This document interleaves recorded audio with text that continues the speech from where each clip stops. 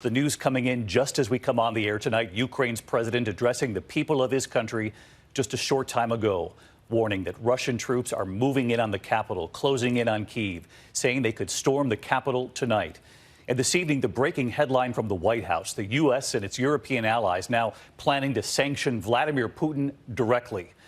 Explosions breaking the silence after dark in Kyiv, and tonight it's believed the Russians are already within city limits in the northern part of the capital. And to the north of Kyiv tonight, these images, a government building on fire. And still, Russian tanks and military vehicles moving in all directions, these tanks moving toward the city of Kherson in the south. And the troubling image in a Kyiv suburb, look at this, posted online, showing an armored vehicle there swerving and then rolling right over that car with the driver inside. Remarkably, that driver was rescued. And tonight, that call for all men aged 18 to 60 to stay and fight back to save Ukraine. They are not being allowed to leave the country. Ukraine's defiant president posting a video with his top officials telling the world, quote, "We are here," and that Europe said never again, but here we are. Tonight, that news coming in, President Biden and NATO allies freezing Vladimir Putin's assets and those of his foreign minister as well. The NATO chief tonight saying Russia has shattered peace in Europe and we must do more, even if, quote, we have to pay a price. In Kyiv, they are bracing for a perilous night ahead. And we begin here with our senior foreign correspondent, Ian Pannell, on the ground in Kyiv again tonight. Tonight, as the battle for Ukraine intensifies, Russian troops now entering the capital. Moments ago, Ukrainian President Zelensky addressing his people in a defiant video from Kyiv, saying Russia will try to storm the capital tonight and that the night will be, quote, tough. Authorities have handed out 18,000 weapons to civilians to help in the fight, and residents were told to make Molotov cocktails. Men aged 18 to 60 called up to fight, not allowed to leave the country. Disturbing new video circulating on social media shows a military vehicle crushing a car. Explosions over Kyiv also posted online, showing just how perilous the situation is. At a Kyiv train station today, gunfire heard as crowds trying to flee the city forced their way onto trains. Once again, air raid sirens are ringing out across the capital, Kyiv. Although there's been a lull in the fighting for the last couple of hours, the fears are that the Russians have been resupplying and are ready to mount a real attack inside the city. We watched as troops ran through the streets, taking up positions to defend the city. Alexei Goncharenko may be a prominent lawmaker here, but today he's one more citizen with a gun. I don't want to fight. I'm not soldier. I'm not professional military man. But I am not ready to capitulate. That's the difference. The city bearing the scars of war already. An apartment block hit by an unidentified aircraft. As firefighters arrived, Oksana cleaning up the rubble of her wrecked home. She was sleeping when the building was hit. Her daughter singing the national anthem. Through tears, saying simply, "Long live Ukraine." Intense battles are raging across the country tonight as Ukrainian fighters offer stiff resistance to the more powerful Russian forces. In southern Ukraine, around the city of Kherson, Russian fighter jets could be seen coming in low on their bombing runs. Also in the south, video posted on social media from Sumy showing fierce clashes. In Kharkiv, the country's second largest city today, the Ukrainian army digging in to defend as missiles hit and Russian forces advance.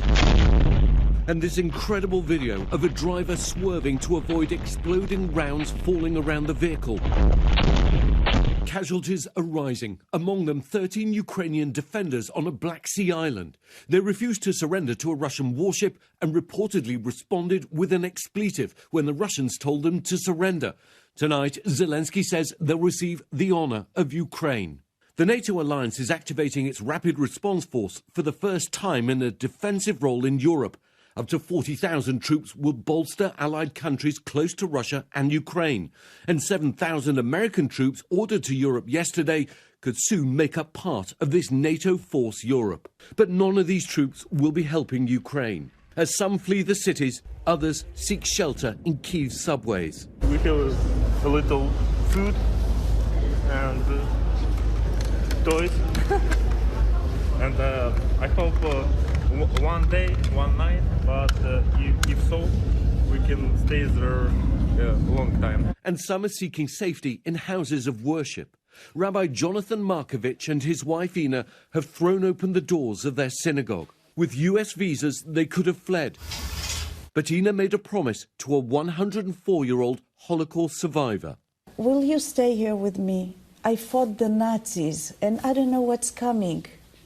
Oh, wow. She's 104 years old. So she's lived through the Nazis, Yes. and now she's afraid of the Russians.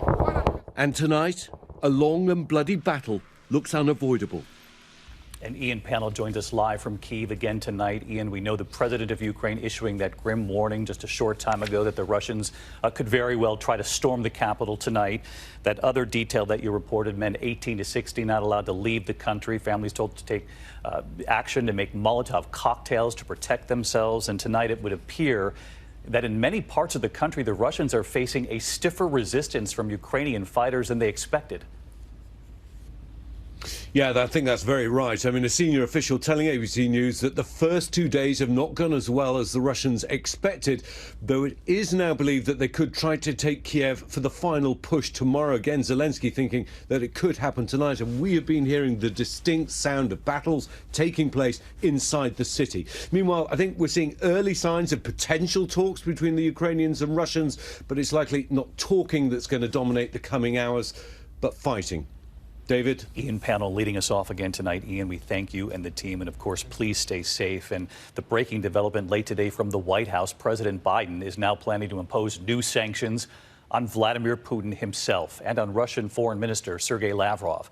So let's get right to our chief White House correspondent, Cecilia Vega. She's live at the White House tonight. Cecilia, what have you learned?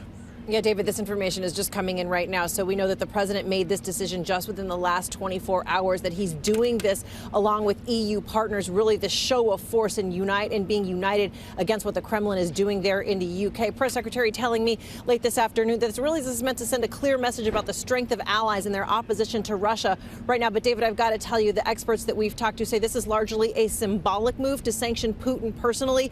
It's going to include a travel ban, banning him from coming into the country. Clearly, that wasn't on the agenda anytime soon. As for his money, he's notoriously secretive about that. It's unclear how much he has. It's unclear where he keeps his assets. The White House says they still have more sanctions on the table. But, David, in the meantime, as we keep saying every single night, this crisis is just getting worse. Cecilia Vega live at the White House with breaking developments. Cecilia, thank you.